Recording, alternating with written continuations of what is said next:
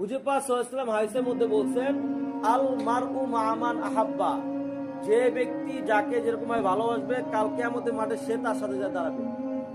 Messi যদি ঈমান ছাড়া যদি মৃত্যুবরণ করে সে কোথায় যাবে?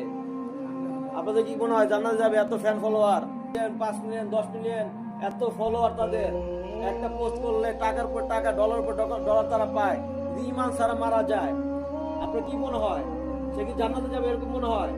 আর ওই পারে যদি জান্নাতে না যায়, আপনি তাহলে ফলো করছেন। আপনি ভালোবাসছেন কাকে? এদেরকে ভালোবাসছেন। ফলো করছেন কাকে? এদেরকে ফলো করছেন। চুল রাখার যে সিস্টেম আছে সাহাবায়ে কেরামদের অনুসরণ আপনি করেন নাই।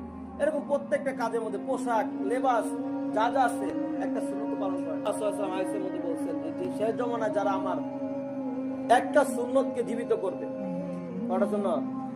একটা সুন্নত, যে সুন্নতটা মিটে গেছে, মানুষ আমল করতেছে না, একটা সুন্নতকে যারা জীবিত করবে।